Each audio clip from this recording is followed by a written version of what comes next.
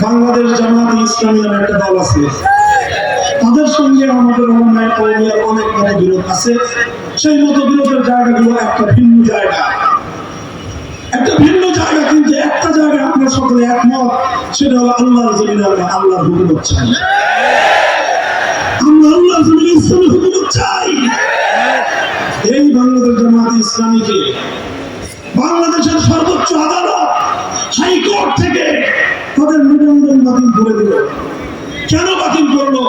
৭১ সালের তাদের বিতর্কিত ভূমিকার কারণে না, ৭১ মুক্তিযুদ্ধের ভূমিকার কারণে নয়। তাহলে কেন? আম্বিয়া কেরামকে মাসুম মানে না, সাহাবায়ে কেরামকে মেয়ারে হক নিয়ে তাদের আলোচনা আছে, এই কারণে না, এই সকল কারণে নয়। বাংলাদেশ জামায়াতে ইসলামী নিবন্ধন বাতিল ঘোষণা করেছিল হাইকোর্ট শুধু এই কারণে যে তাদের সংবিধানে আল্লাহর সার্বভৌম ক্ষমতার কথা বলা হয়েছে, তাদের সংবিধানে তাওহীদের কথা আছে। অর্থাৎ আদালত বলতে চায় বাংলাদেশে শিরকের রাজতন্ত্র চলবে, শিরকের তন্ত্র চলবে, বাংলাদেশে কুফরি সংবিধান চলবে, আল্লাহর সার্বভৌমত্বের কথা বলা যাবে না। বলেন, এই ঘটনার পরেও এদেশের লক্ষ লক্ষ মুসলমান এখন এটা আমাদের জন্য অনেক বড় একটা কষ্টের বিষয়, হৃদয় বিদারক একটা বিষয়। আপনারা হৃদয় দিয়ে অনুভব করেন কিনা আমি জানি না। বলবেন, হুজুর এই সকল কাজ কেন করতেছেন? এই ইসলামী সম্মেলন রাজনৈতিক আলাপ কেন করেন? আমি দেখেন, আমি সেই ইসলামকে বিশ্বাস করি যে ইসলাম মুকাম্মাল নিজামে হায়াত, যে ইসলাম কমপ্লিট কোড অফ লাইফ, যে ইসলাম রাজনীতি এবং রাষ্ট্র ছাড়া পূর্ণাঙ্গ হতে পারে না। কাজেই রাজনীতির আলাপ আমাদের কাছে আসবেই, রাষ্ট্র ব্যবস্থায় কুফরি সংবিধানের বিরুদ্ধে আমাদের বলতেই হবে, বলতেই থাকবো। আল্লাহর জমিনে আল্লাহর খেলাফত কায়েম করবো, না হয় শাহাদাতের রক্ত দিব।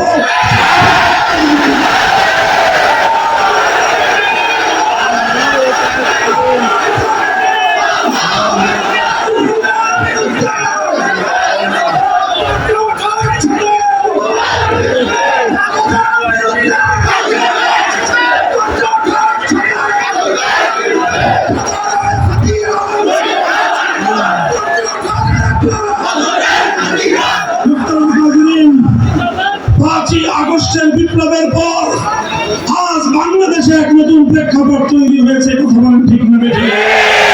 আমার যুব এবং তরুণ প্রজন্ম রক্ত দিয়ে যে স্বাধীনতা এনেছে, সেই স্বাধীনতার তাৎপর্য উপলব্ধি করতে হবে। সেই স্বাধীনতার অন্যতম তাৎপর্য ৫ই আগস্টের বিপ্লবের অন্যতম পদক্ষেপ ছিল টেকনাফ থেকে তেতুলিয়া গোটা বাংলাদেশকে শিরকের মূর্তি থেকে, শিরকের প্রতি মূর্তি থেকে মুক্ত করা। শুধু এই মূর্তি খেদায়ে, শুধু মরা মূর্তি খেদায়ে তাওহীদের বিজয় আসবে না। হ্যাঁ, মরা মূর্তি যেভাবে আমরা বিতাড়িত করেছি, জিন্দা মূর্তিও বিতাড়িত করতে হবে। বাংলাদেশের সকল ক্ষেত্রে, জাতীয় ক্ষেত্রে সবচেয়ে আলোচিত ইস্যু হলো সংবিধান সংস্কার। সংবিধান সংস্কার, সংবিধান সংস্কার। আমরা স্পষ্ট ভাষায় আমাদের দাবি তুলতে চাই। নানা রকম সাহিত্যপূর্ণ ভাষায় মারফেজের অনেক আলাপ আলোচনা আছে, এগুলো যারা টেবিলে বলবেন, টেবিলে বলেন, ফাইলে লিখে লম্বা লম্বা প্রজেক্ট আমরা জমা দিব, লম্বা লম্বা প্রস্তাব পত্র আমরা জমা দিব, অনেকে জমা দিয়েছি, সব ঠিক আছে। কিন্তু মঞ্চ ময়দানে গোটা জাতিকে নিয়ে একটা দাবি আমরা এবার তুলতে চাই। সেই দাবি হলো, আমাদের সংবিধানের এই সকল কুফরি ধারাগুলোর কারণে বাধ্য হয়েও আমাদের ওলামায়ে কেরামকে, ইসলাম প্রিয় জনতাকে নানা সময়ে ইসলাম বিরোধী অনেক কার্যকলাপ বাধ্য হয়ে করতে হয়। আমরা এই অভিশপ্ত ধারায় থাকতে চাই না। আমরা চাই এবার আমাদের সংবিধানে একটা সংশোধনী আসবে, আর সেই সংশোধনীটা শব্দ যাই হোক, তার মর্মার্থ এটাই হবে, যদি বাংলার মাটিতে সংবিধানে কোরআন সুন্নাহ বিরোধী কোন আইন থাকে, কোরআন সুন্নাহ বিরোধী কোন ধারা থাকে, কোরআন সুন্নাহ বিরোধী কোন নীতিমালা থাকে, কোরআন সুন্নাহ বিরোধী সকল আইন, সকল নীতি, সকল বিধান বাতিল বলে গণ্য হবে।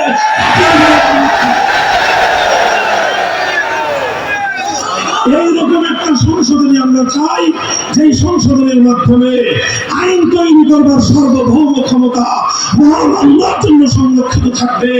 আর আল্লাহর আইনের বিরুদ্ধে কোন আইন মুসলমানদের বাংলাদেশের সংবিধান অনুযায়ী সংবিধান সম্মত হতে পারবে না।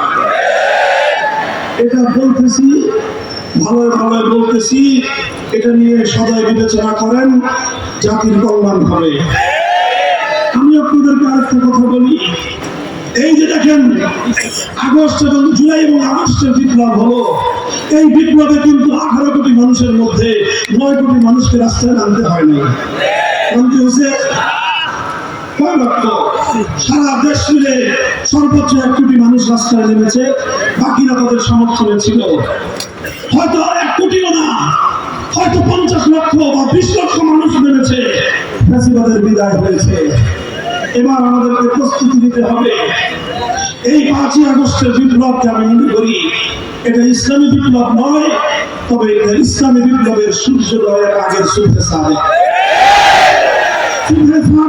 হওয়ার পর যেরকম গোটা দেশ বিশ্বের মানুষ অধীর আগ্রহ নিয়ে অপেক্ষা করে, আর কিছুক্ষণ পরে সূর্যের উদয় ঘটবে, রাতের অন্ধকার অমানিসা দূর হবে। ঠিক তদ্রুপ 5ই আগস্টের মূর্তি বিরোধী বিপ্লবের পরে, ফ্যাসিবাদের উৎখাতের পরে এই বাংলার জমিনে যে অভ্যুত্থান হয়েছে, সে অভ্যুত্থানের পরে এদেশের মানুষ অধীর আগ্রহে অপেক্ষা করছে শুধু ফ্যাসিবাদ নয়, কোরআন বিরোধী, ইসলাম বিরোধী সকল অপশক্তি বাংলার মাটি থেকে চিরতরে উদ্ধার হবে।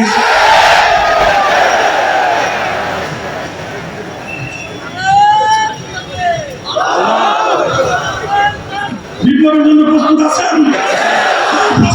প্রস্তুতি দেন ইনশাআল্লাহ।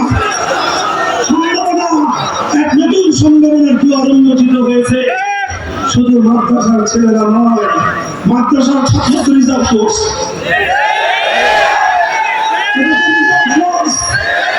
চূড়ান্ত সময় কাজে লাগবে ইনশাআল্লাহ। স্কুলের ছেলেরা, কলেজ ইউনিভার্সিটির ছেলেরা তাওহীদকে ধারণ করার জন্য প্রস্তুত হয়ে আছে। এদের মধ্যে তাদের রক্ত জমাট বেঁধে আছে। তাওহীদের কথা বলো, আল্লাহর জমিনে আমরা আর কবরে সংবিধান দ্বারা শাসিত হতে চাই না। এরপরেও যদি সংস্কারের মাধ্যমে আমাদের এই সাংবিধানিক কুফর থেকে মুক্তির ব্যবস্থা না করা হয়, অচিরে একটা ডাক আসবে, সে ডাক হবে শাহাদাতের ডাক, সে ডাক আসবে ইসলামী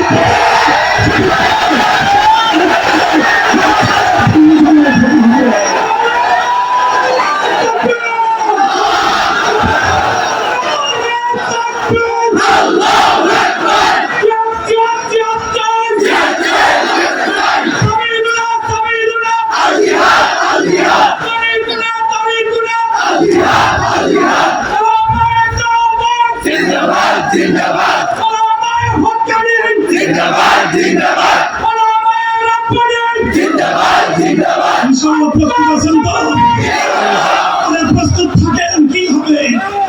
জন্মেছি একবার, মরবো কয়বার? আরে শহীদ আবু সাঈদ বুক কেটে দিল, জালিমের বুলেটের সামনে বুলেট আঘাত করলো, তার প্রাণ প্রদীপ নিভে গেল, কিন্তু আবু সাঈদ মরে যায় নাই। আবু সাঈদরা মরে না, বরং জীবন দিয়েছে, জীবনের দ্বারা সে অমর হয়ে আছে। যদি একটা ফ্যাসিবাদের বিরুদ্ধে জীবন দিয়ে যদি সে অমর হতে পারে, আলহামদুলিল্লাহ। আবু সাঈদের কবরের পাশে ইসলামের মার্কাজ প্রতিষ্ঠিত হচ্ছে, ওলামায়ে উম্মত সে দায়িত্ব পালন করছেন। ইনশাআল্লাহ এভাবে 2000 তাজা রক্তের বিনিময়ে যেভাবে বাংলার মাটি থেকে নব্যগৌর গোবিন্দকে উৎখাত করা হয়েছে, আবার যদি আমরা প্রস্তুত হয়ে আরেকবার মাঠে নামতে পারি, শাহজালালের সোনার বাংলা গড়ে উঠবে ইনশাআল্লাহ। জামায়াত হওয়ার জন্য প্রস্তুত হও, নিজেদেরকে সব দিক থেকে প্রস্তুত করো, গোটা জাতিকে নেতৃত্ব দেওয়ার যোগ্যতা অর্জন করো, জাতির সঙ্গে একাকার হয়ে মিশে যাওয়ার সেই যোগ্যতা অর্জন করো। ইনশাআল্লাহ আগস্ট বিপ্লবে যেরকম নিজেদের সমস্ত দেয়ালগুলো গড়িয়ে দিয়ে স্কুল, কলেজ, ইউনিভার্সিটির মাদ্রাসার ছাত্ররা এক কাতারে দাঁড়িয়ে গিয়েছিলেন, চূড়ান্ত ইসলামী বিপ্লবের জন্য গোটা বাংলার মাটি থেকে এভাবেই আল্লাহর দিনের আমাদের সৈনিকেরা আবার রাজপথে নেমে আসবে। ইনশাআল্লাহ আগামী বাংলাদেশ হবে ইসলামের বাংলাদেশ, বাংলাদেশ হবে খেলাফতের বাংলাদেশ। সেজন্য আমাদেরকে প্রথমে হাতের অন্ধকারে চোখে অস্ত্র দিতে হবে, দিনের বেলায় পরিশ্রম করে ঘাম ছড়াতে হবে।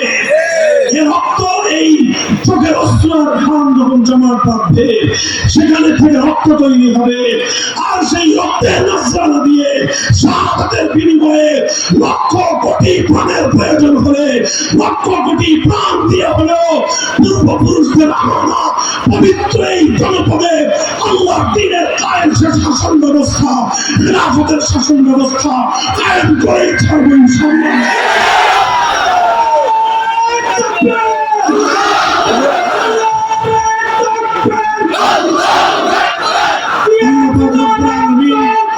আমাদেরকে কবুল করুন,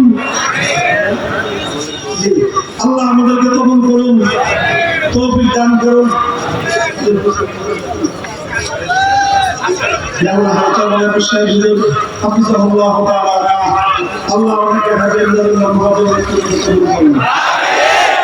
ইনশাআল্লাহ আমরা হাতে হাত রাখতেছি, আপনারা প্রস্তুত হন।